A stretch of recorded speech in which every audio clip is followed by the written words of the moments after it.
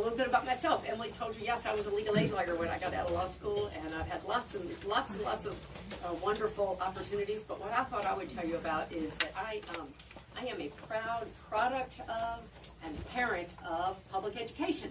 Woo! So my All right. When I was a kid, when I was 12 years old, my dad was governor of Virginia. I'm a multi-governor girl. I'm a daughter of a governor, I'm a wife of a governor, and I've worked for a governor. But the first governor in my life was my dad, Linwood Holton, a Republican governor of Virginia. A party of Lincoln, Republican, in 1970 in Virginia. And we had the opportunity when he was governor to help integrate the Richmond City Schools, standing with the future of Virginia, as opposed to the massive resistance that so many other Southern governors were doing at the time. And it seared into me the value of stronger together, among other things, because it was my first experience of being in school regularly with people who came from different backgrounds from me. And yet we found that we learned about differences, but we really learned more about similarities. We were all much more worried about the math homework and the basketball team. But folks around us were paying a whole lot of attention to the fact that we were coming together across racial divides, because that hadn't happened before in our community. And my children, Tim's and my children, went to those same inner city public schools, got a great education.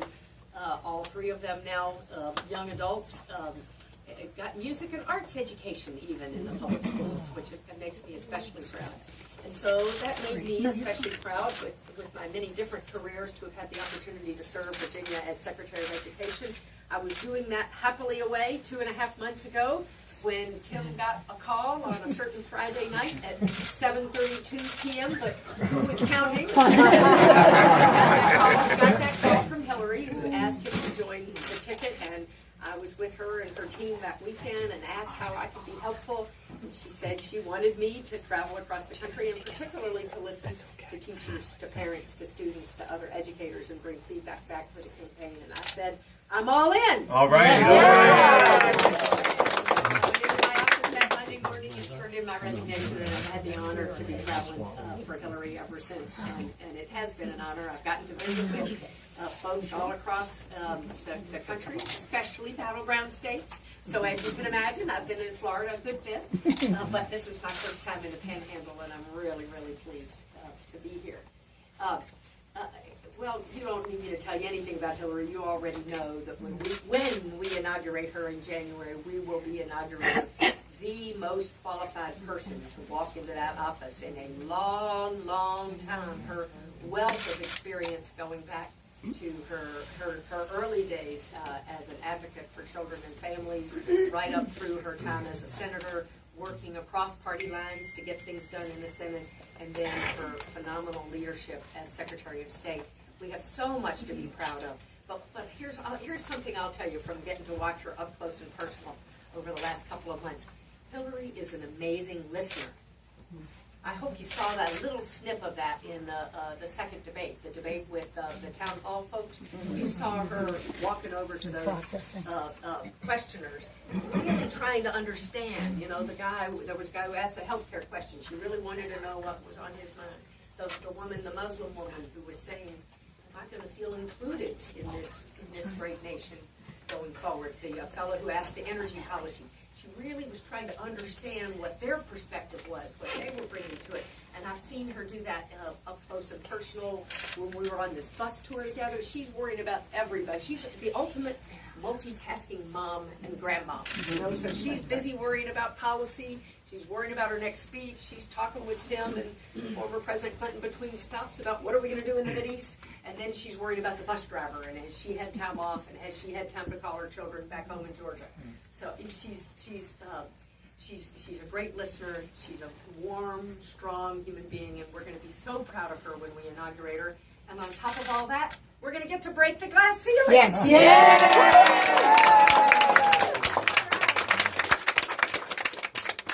Tell you how much that needs to be, and the sometimes we think, oh, well, women's issues, we're all over all that, right? No. So recent unpleasantness, as I like to call it. I don't like to talk about it more than that, but the recent unpleasantness on the other side has reminded us that we can't take women's rights for granted, that we can't take the notion of respect for people in the workplace, and the notion that we need a candidate who will fight for equal pay.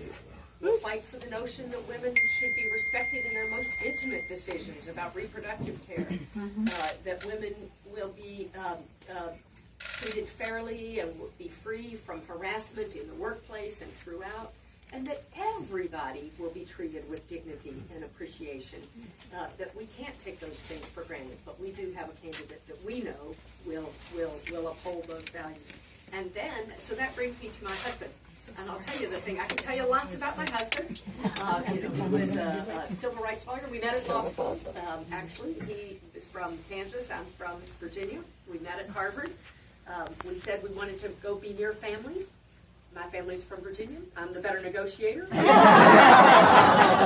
been there for 32 years. It's shortly after Election Day.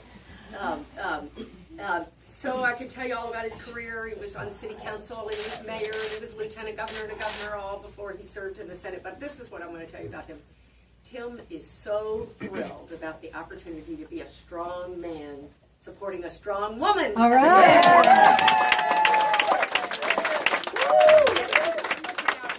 We have some strong men in this room who get what it means to lead, but also get what it means to be in a supportive role of strong women. Am I right, guys? Tim says he's had strong women supporting him throughout his career. He's had women campaign managers, women cabinet members, women in top leadership positions in his office, everywhere he's been. Me. All these strong women supporting him, and he is just humbled and honored and just thrilled to be part of turning the tables a little bit this time around. So that brings me to you, the most important people in the room. This is the ultimate person-to-person contact grassroots election. There is so much noise going on in this election, and I'm sure you all here in Florida are just overwhelmed by it. You all are always a battleground state, so you're used to it. But the amount of advertising, the amount of cable news chatter. Does anybody here feel like this election's been going on for like eternity? Yes. Everybody ready for it to be over? Yes.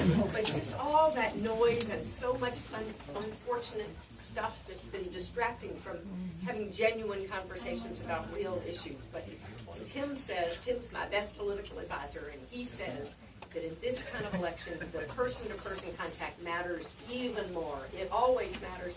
This time, it matters double, triple, quadruple what it usually matters, because people are tuning all that out. They're just sick of it. But what they don't tune out is the person-to-person contact. So every time you wear your sticker, when you wander in and out of a grocery store, say, it might provoke a conversation with somebody in line. It is challenging. That'll be a conversation.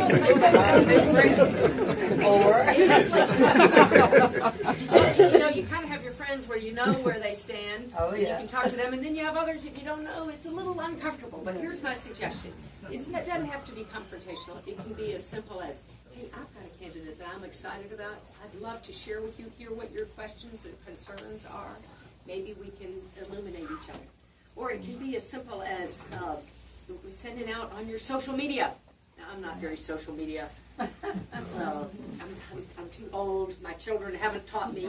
But I'm guessing some of you use a little social media. Just sending out reminders that folks need to know to remember that, hey, our registration deadline is coming up. Have you checked whether to make sure you're registered at the right address? And you know what? You don't even have